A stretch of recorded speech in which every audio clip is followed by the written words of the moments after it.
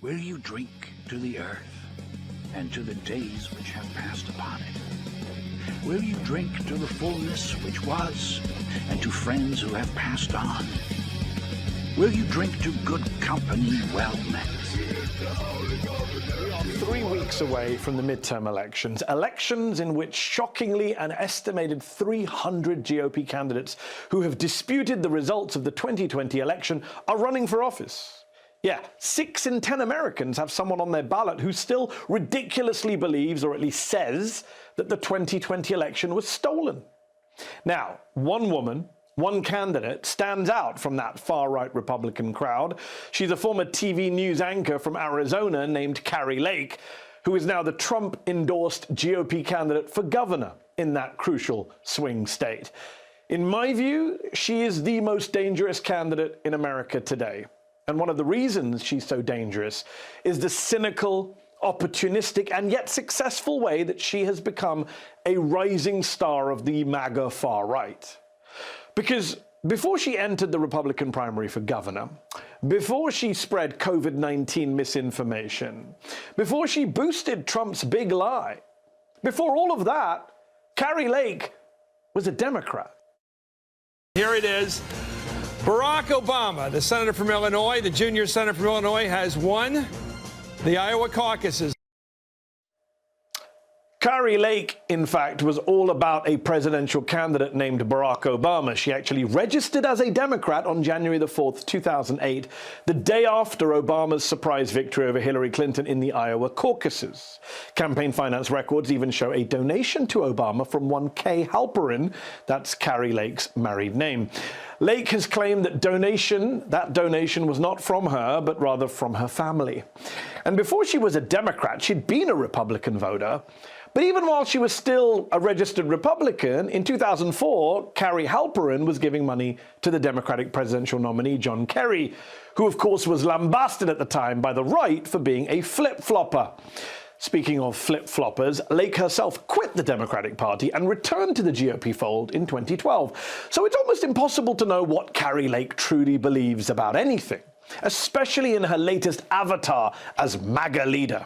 She calls herself a Christian evangelical, but friends tell NBC News that Lake described herself as a Buddhist up until around 2015. Even after she switched her registration back to Republican in 2012, she didn't seem consumed back then with hatred for the evil left. She was all smiles with President Obama when she interviewed him in 2016 in her role as a local TV news anchor, an interview she seemed eager to promote. I'm going to have an interview with the president, and there's a handful of other reporters from around the country. I think there's 6 of us all together, and we're so excited. But then Trump got elected president, and something began to change. Lake started spreading conspiracy theories, building up her social media presence, and even joined the far-right site Parler. And so it's hard for me not to see Lake as anything other than a right-wing opportunist. As one former acquaintance, whose late husband was a Republican Arizona AG, as she told the Washington Post, Lake's newfound social media fame on the right became intoxicating, and her conservative views little by little brought her power and recognition that she had never felt before. By election night 2020, it was clear that Lake, the TV anchor, had gone full MAGA, questioning even Fox's decision to call Arizona for Biden. It's just with the kind of powder keg situation we're in, it's kind of a dangerous thing. We're taking our cues from Fox, the mothership. That's kind of what we do. So right now they've called it for Joe Biden. And then she went from TV anchor to Republican candidate for governor in just a matter of months by turning to the hard right on abortion. Today she praises an 1864 Arizona anti-abortion law with no exceptions for incest or rape. To the hard right on immigration, where she's now pledging as governor she'll declare an invasion on our southern border. To the hard right on guns, where she said she won't recognize federal gun control legislation in her state, and even taunting the feds to arrest her if they have a problem with it. Above all else, Lake won over Trump and the MAGA movement by denying the results of the 2020 election in Arizona, by spreading lies about that election, and of course, by denying COVID and the threat from COVID. She rallied people against masks and even called for the arrest of Dr. Anthony Fauci. I want to lock somebody down, and it's that liar, Dr. Fauci. It's terrifying, though maybe not surprising, that she has also called for the jailing of her Democratic opponent in the governor's race, Katie Hobbs, and speaks about Democrats in this way. We are truly fighting pure evil right now. It is evil what we're dealing with in this world. It's coming from the left. It's coming from their spokespeople in the media. These days, Kari Lake embodies the anti-democratic, anti-science, anti-intellectual core of the modern Republican Party. Perhaps above all else, the anti-media core of the GOP. Lake has called for the jailing of journalists. Should lying journalists, propagandists be punished, she wrote on Twitter? I believe they should. This woman, this former television personality, has now become a cynical basher of television people. It's always the conspiracy theorists in the media, which I'm. Well, that's not true. I'm counting you as. Well, that's not true at all. That's not true at all. You've called our election. Let's be fair on this. Your man Donald. You've called our election the big lie. This is our last question, Liam. We have to run, but thank you for your time. Just answer me this one question. One more question, Kari. Well, no, I've already told you we're done. Thank you so much. That guy's a complete nut. Seriously, a complete insane person. Wow. For someone who, a la Trump, owes her entire candidacy to her TV fame, she really hates the media. Or is that outrage, I don't know, all for show? As Elaine Godfrey wrote recently in The Atlantic, people who knew Lake view her evolution and her unflinching support for Trump as mostly an act. A former colleague said, she's a performer.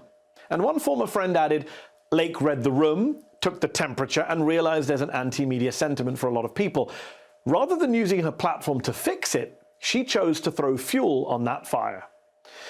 Kari Lake doesn't buy that many TV ads. She fights with the media. Her videographer husband records every exchange she has and puts it online. Photos of her literally vacuuming for Donald Trump conveniently go viral. And I know what you're thinking. She's bonkers. She's an attention seeker. Ignore her. But we can't. She's almost uniquely dangerous among far-right GOP candidates. Why? Number one, like Trump, she's certainly not a true believer. She's clearly not a true believer, in my view. She believes in whatever she needs to, whenever she needs to, which makes it harder to pin her down. Number two, again, like Trump, and unlike, say, Ron DeSantis, she has charisma. She's media savvy. She knows what to say to get the base and the boss worked up. Kari Lake, I'll tell you, she is incredible. She's been with us from the beginning on the election fraud and everything else, and she's going to be your next governor.